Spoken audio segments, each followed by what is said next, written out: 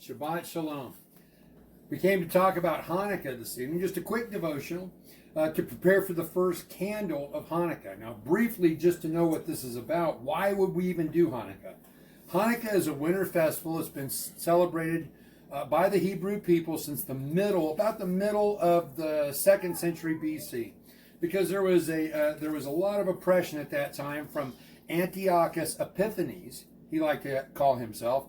He believed he was Epiphany, an appearance of Theo, God, and he believed he was the creator. He was crazy.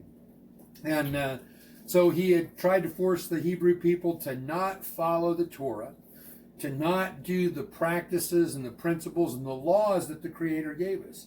So we briefly remember that Hanukkah is about two things. First off, there was oppression from Greeks for a reason.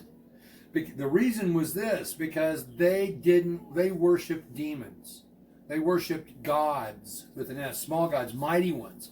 And those demons did not want their worship to be siphoned off by the Creator, by Yahuwah. The devil always wants to steal, kill, destroy, steal Yahuwah's worship. So on the first night of Hanukkah, we remember this. This is about personal dedication. These Hebrews at that time were allowed to be oppressed by the Creator because they failed to follow the Torah and do the laws of the Creator. This time of year, we remember the light. During the time of the Second Temple, the Holy Land was ruled by these cruel Greeks. Antiochus Epiphanes, the Syrian Greek ruler.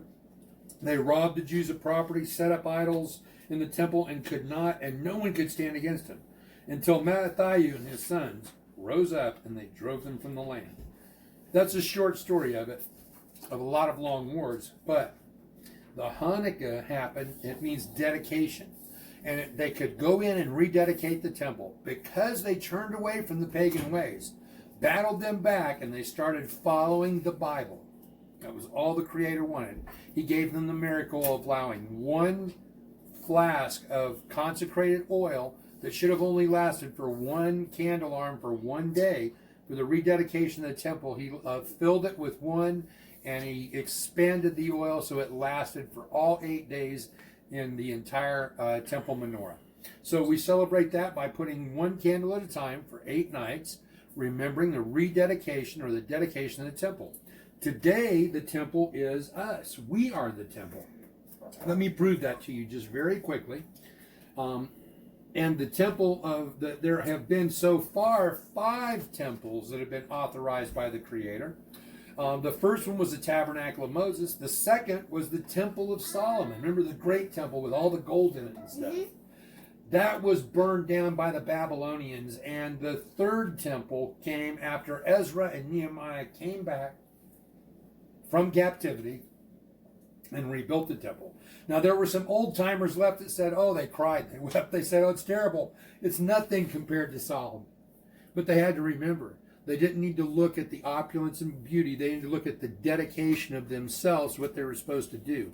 Then he would add his favor. The fourth temple was Messiah on earth. The proof is in all these temples, in every dedication, you can read the scripture and it says, when the temple was dedicated, the Spirit came on the temple and people couldn't even talk or move.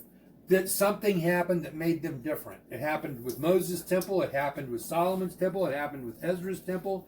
It happened when Messiah came. He was baptized and the Spirit came on him because the temple at Jerusalem was defiled and no longer being used properly. He was not sending his Spirit there.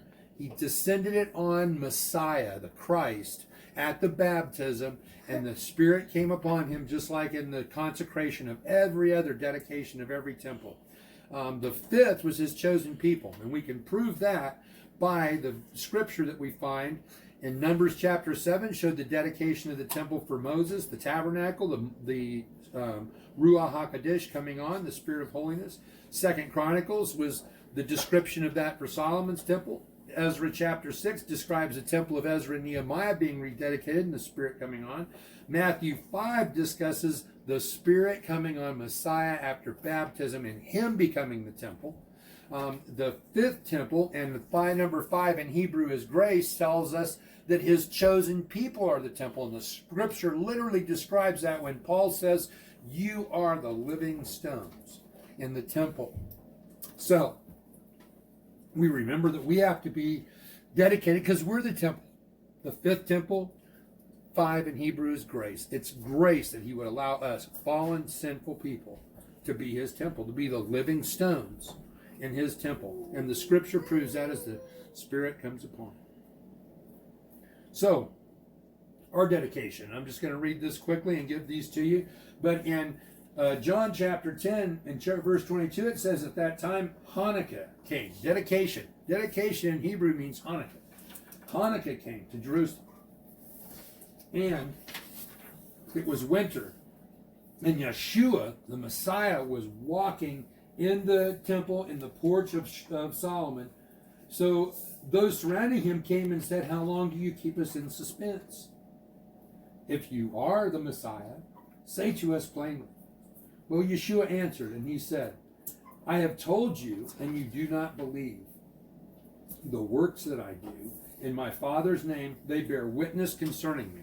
He did miracles that only could, in his Father's name, that only could have been done by Messiah.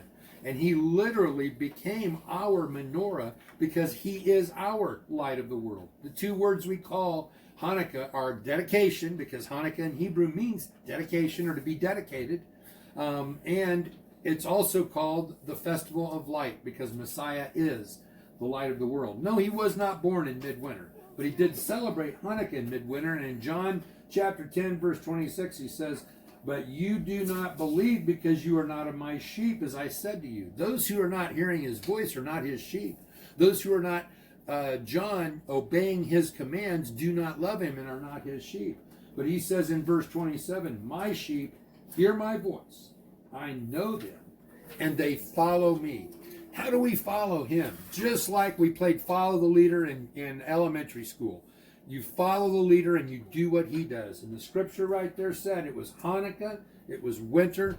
He made a 3-day hard journey in the cold, in the dead winter, maybe in snow, to go up to Jerusalem and celebrate Hanukkah and be there. So tonight, as we light the first candles, we remember this. Here's the prayers for the first candle. Blessed are you, O Yahuwah, our Elohim, ruler of the universe. You're cleansing us by your laws. We remember this day that you're the light of the world. We remember this season that you perform miracles for our people in the days of old. So if we return to your word, we know that you will also preserve us, give us life, and bring miracles as we dedicate ourselves as your word directs.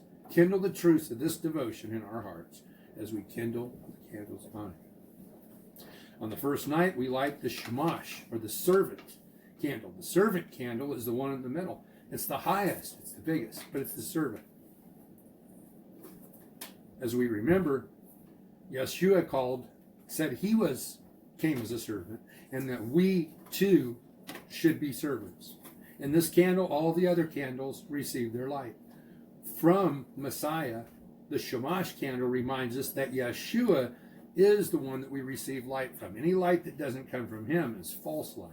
So we use the shamash candle to light the first of the 8 candles as we celebrate the 8 days of dedication and consecration. Always leaving the shamash candle lit, we light one candle at a time, either from right to left or left to right. Traditions do not matter. Make your own. And we remember the first candle is the number 1 candle. In Hebrew, number 1 is the first letter of the alphabet, Aleph. And Aleph is the first letter that stands for Yahuwah, our Elohim, our Creator. In Gematria, it's considered the number of unity. Genesis says in the beginning, Elohim created the heavens and the earth. In Zechariah, he says that in that day, Yahuwah will be the only one, Akkad in Hebrew, number 1. In John 10, it says, I and the Father, John 10, chapter 10, verse 30, the Messiah says, I and the Father are one. And John 17:22, Yeshua says, the glory which you have given me, I have given them, that they may be one, just as you and I are one. So may the first candle remind us of his grace and his shalom that makes us one with him. Shabbat shalom. May you have a happy, happy Hanukkah.